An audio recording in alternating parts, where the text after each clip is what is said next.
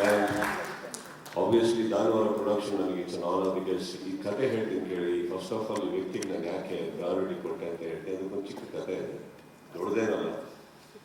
2004 ಅಲ್ಲಿ ನಾನು ಚೆನ್ನೈಯಲ್ಲಿ ಶೂಟಿಂಗ್ ಮಾಡ್ತಾ ಇದ್ದೆ. ನಲ್ಲ ಅನ್ನೋ ಒಂದು ಸಿನಿಮಾ ಮಾಡ್ತಾ ಇದ್ದೆ ಆ ಟೈಮಲ್ಲಿ. ಕಾಕ ಅಂತ ಒಂದು ಸಿನಿಮಾ ಬಹಳ ಚೆನ್ನಾಗಿ ಓಡಿತ್ತು. ಅವಾಗೆಲ್ಲ ಇವತ್ತಿನ ಥರ ಒಂದು ನಿರ್ಮಾಪಕರು ನಿರ್ದೇಶಕರು ಸಿಗಬೇಕು ಅಂದರೆ ಬಹಳ ಸುಲಭ ಇವತ್ತು. ಒಂದು ಮ್ಯಾನೇಜರು ಇನ್ನೊಬ್ರಿಗೂ ಕಾಂಟ್ಯಾಕ್ಟ್ ಮಾಡಿ ಜಸ್ಟ್ ಹೋಗಿದ್ದೆ.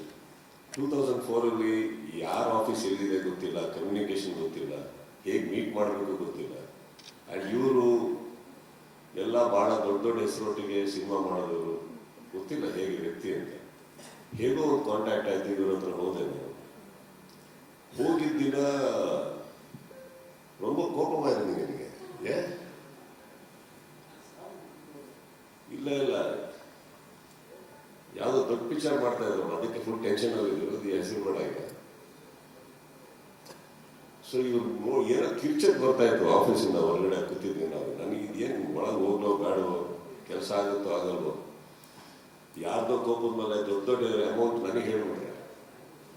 ಸರಿ ಕರೆದ್ರು, ಒಳಗೆ ಹೋಗಿ ಕೂತ್ಕೊಂಡು ಏನಕ್ಕೆ ಬಂದಿದ್ದೀರಾ ಅಂದ್ರೆ, ಫಸ್ಟ್ ಆಫ್ ಆಲ್ ಯಾರು ನನ್ನನ್ನು ಕರ್ಕೊಂಡೋಗಿದ್ರು ನನ್ನ ಎದುರುಗಡೆ ಬಾಯಿ ಬಂದಿರ್ಬೇಕು, ಏನಕ್ಕೆ ಬಂದಿದ್ದಾರೆ ಎಲ್ಲ ಹೊರಗಡೆ ಅಂತ ಅಂದ್ಬಿಟ್ಟು. ಸೊ ಇದು ತುಂಬ ಒಳ್ಳೆ ವೆಲ್ಕಮ್ ಆಯ್ತು ನನಗೂ. ನಾನು ನೋಡ್ಬಿಟ್ಟು ನೆಕ್ಸ್ಟ್ ನನಗೆ ಹೇಳ್ತಾರೆ ಗೊತ್ತಿಲ್ಲ. ಇವರು ಅಂದರೆ ಕೆಲವು time it's very important who you travel. But then immediately ಅವ್ರು ಕೇಳಿದ ಯೂನಿಟಿ ಯಾಕೆ ಬಂದಿರಿ ನೀವು ಅಂದರು.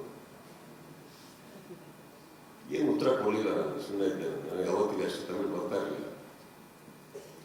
ಏನು ವಿಷಯ ಅಂದರೆ, ಈ ಥರ ಬಂದಿದ್ದೀನಿ ಸರ್, ಕಾಕ ರಿಮೇಕ್ ಮಾಡೋಕ್ಕೆ ನಿಮ್ಮ ಹತ್ರ ಏನಾದರೂ ರೈಟ್ಸ್ ಕೊಡೋಕ್ಕಾದ್ರೆ ನೀವು ಮಾಡ್ತೀರಾ ಅದು? ಹೌದು. ಏನು ಕೊಡ್ತೀರಾ ಅದು?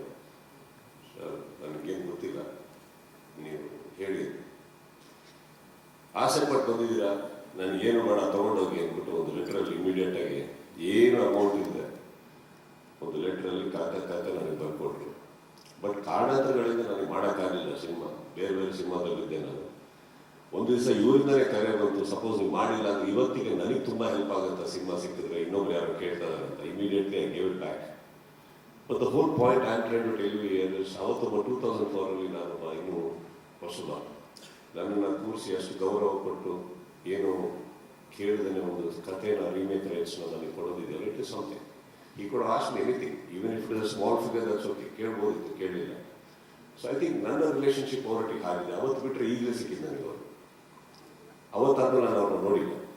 ಬಂದು ಒಂದು ಕರೆ ಬರುತ್ತೆ, ನಾನು ಅವ್ರು ಮೀಟ್ ಮಾಡ್ಬೇಕಂತ ಹೇಳ್ಬಿಟ್ಟು. ನನ್ನ ಸಾಯಿಂದ ನನ್ನ ಸ್ನೇಹಿತರಿದ್ದಾರೆ, ಅವ್ರ ಮೂಲಕನೇ ಆಗಿದೆ ಸಿನಿಮಾ ಇದು.